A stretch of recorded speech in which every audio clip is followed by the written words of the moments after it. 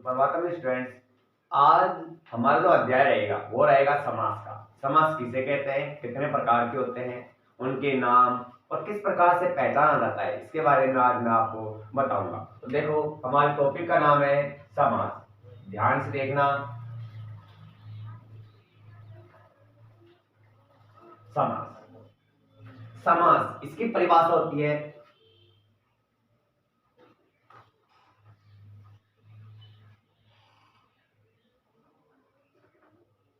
परिभाषा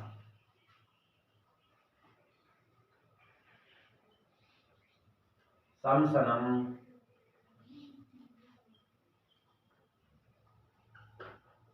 समास।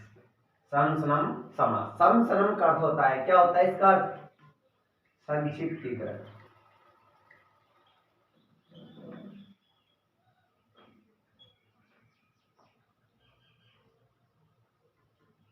समसनम का अर्थ क्या होता है? संक्षिप्तीकरण। संक्षिप्तीकरण का अर्थ जैसे मैं विस्तार से बताता हूँ, जैसे दो या दो से अधिक पद भी आ सकते हैं, दो या दो से अधिक पद भी आ सकते हैं, उन सभी पदों को एक पद बना देना, समन्वय जोड़ करके एक बना देना, वही क्या कहलाता है? संक्षिप्तीकरण। यानी अनेक भवन है, अनेक भवनों का एक भवन, अनेक मकान बना करके एक भवन बना देते हैं हम, एक महल बन जाता है। उसी प्रकार ये है समास, संक्षिप्तीकरण।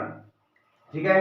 जैसे इसके अंदर दो पद होते हैं, जैसे पद तो पूर्व पद, उत्तर पद, अन्य पद और उभय पद भी होता है। जैसे हम देखते हैं इसके अंदर अधिकांश जैसे पद,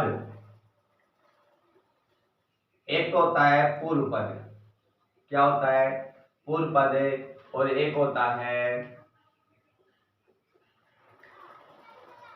उत्तर पद। पूर्व पद और उत्तर पद है क्या, इसको ध्यान से देखना है। जैसे हमारा आ गया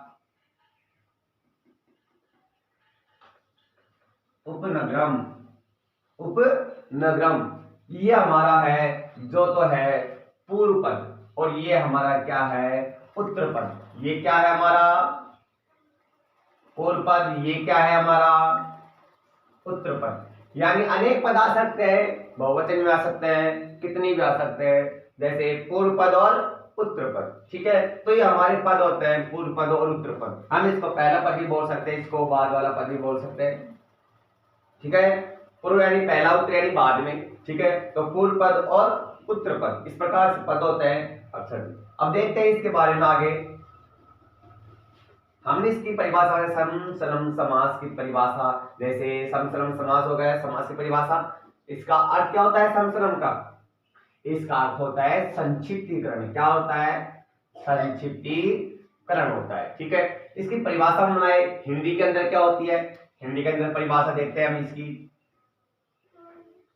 दो या दो से अधिक, दो या दो से अधिक, अधिक, दो या दो से अधिक सार्थक शब्दों के मेल, सार्थक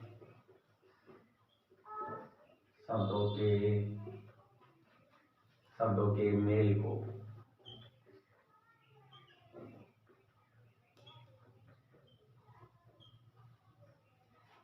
समास कहते हैं।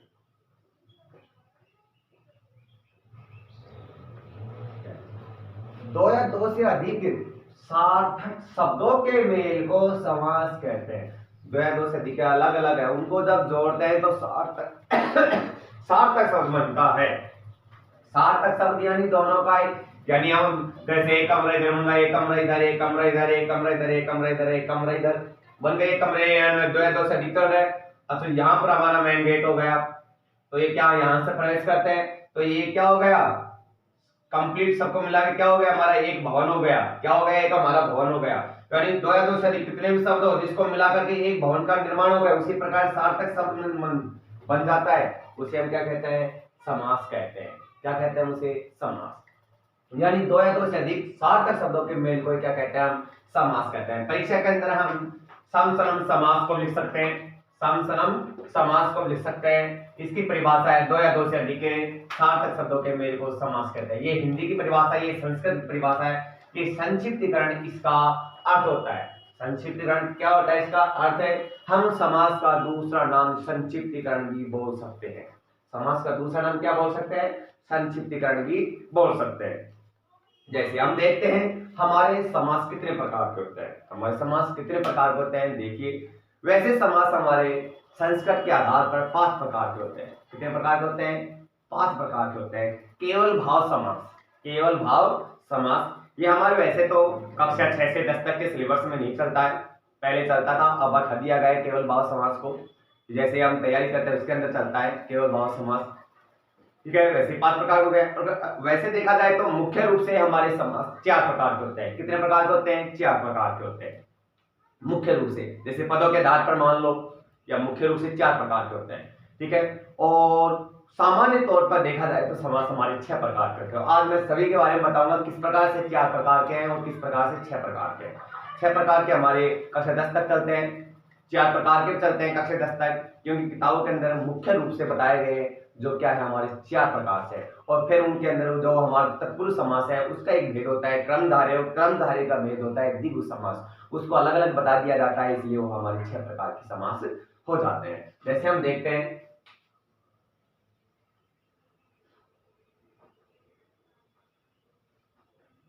समास भेद, समास भेदा,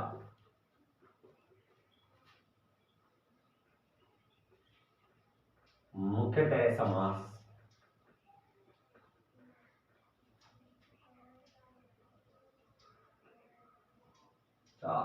वैसे लिख देते हैं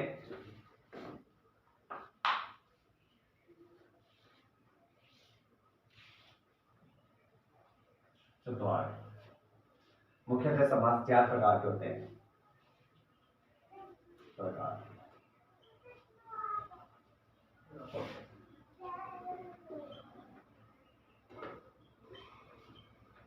ठीक है। मुख्यतः समास 4 प्रकार के होते हैं। पदों के आधार भी, पदों के आधार, आधार भी, यानी हम इसको बोल सकते हैं कि पदों के आधार भी कितने प्रकार के होते हैं जी? 4 प्रकार के होते हैं। मुख्य रूप से 4 होते हैं और पदों के आधार पर भी 4 प्रकार के होते हैं। मैं 10वीं क्लास के सिलेबस के आधार पर चल रहा हूँ, ठीक है। केवल भाव समास को हमने हटा दिया यहाँ पर क्योंकि हमारे सिलेबस में यहाँ वो नहीं है, ठीक है। 4 प्रकार के हो गया, ठीक है, चतवारे हो गया। अच्छा जी, इसके बाद देखते हैं वो कौन कौन से हैं 4 भेद, या फिर हमारे वैसे होते हैं सामान्य तौर पर 6 प्रकार के होते हैं, उनके बारे में बताता हूँ आज मैं आपको।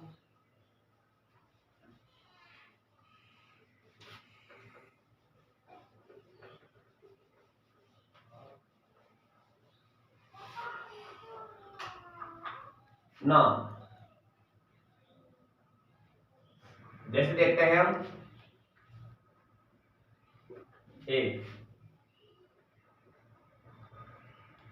पूर्व पद, यानी पूर्व पद, जिस समास में पूर्व पद प्रधान होता है कौन समास होता है उसका नाम लिख रहा हूं एक समास। एक जैसे यहां पर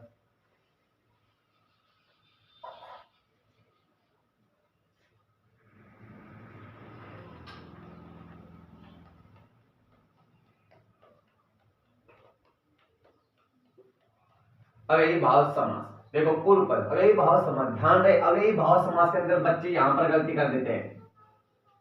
ध्यान से देखना, मैं छोटी छोटी बातें बताऊंगा। अशुद्धिकरण कहां पर होती है? बच्चों को लिखते समय नाम लिखते हैं तो अ व ये भाव समास नहीं लिखते हम, ये को खा जाते हैं को, और अ व ये भाव समास कर देते हैं, वो गलत है हमारा, ठीक है।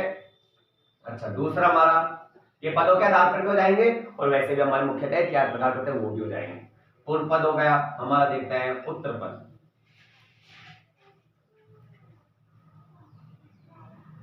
उत्तर पद,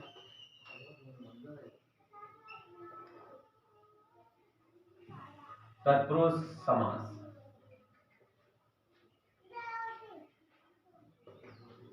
समास, तत्पुरुष समास, ठीक है। ये हमारा कौन सा हो गया? उत्तर पद क्या हो गया, तत्पुरुष समास हो गया। अच्छा, इसी का भेद बताया गया है, इसी का भेद बताया गया है, क्या नाम है उसका, कर्मधारय समास।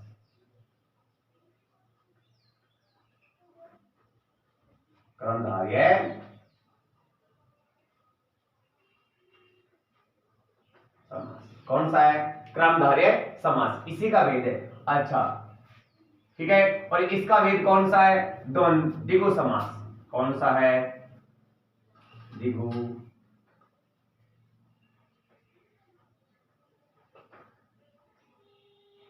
समास। देखो, उत्तरपद तत्पुरुष समास, तत्पुरुष का भेद कौन सा है, कर्मधारय समास, और कर्मधारय समास का भेद कौन सा है, द्विगु समास।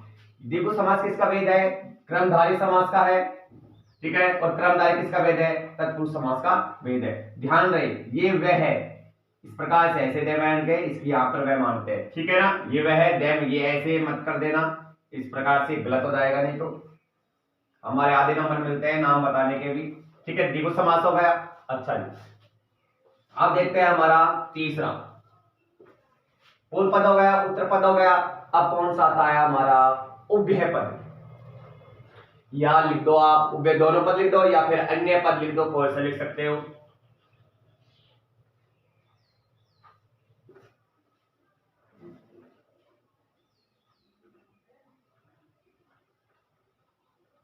उभय पद का अर्थ होता है दोनों पद, उभय पद का अर्थ क्या होता है, दोनों पद। इसमें समास आता है, कौन सा आता है, द्वंद्व समास।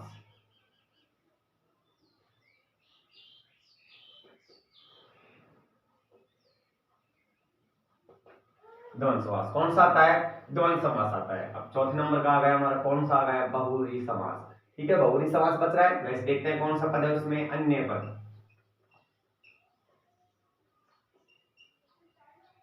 अन्य पद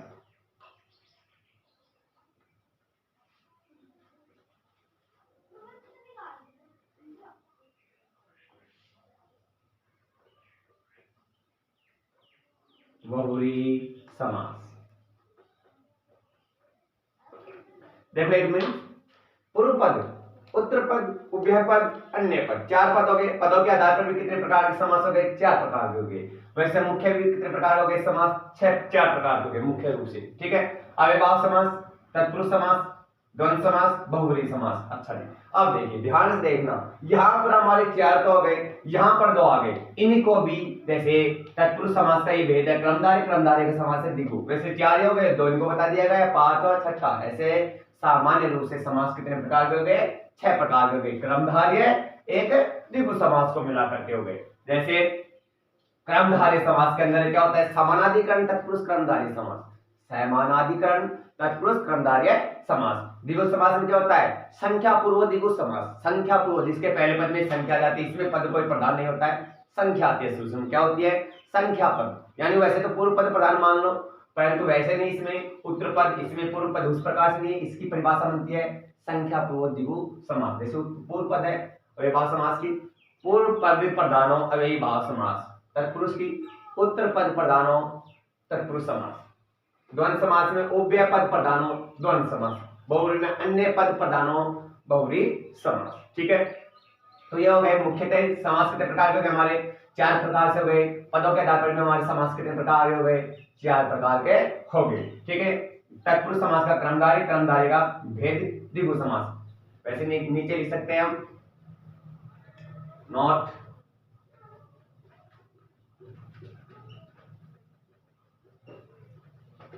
सामान्यतः समास के भेद छह,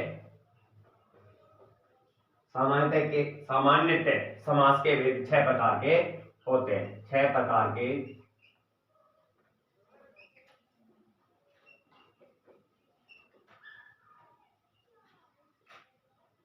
होते हैं।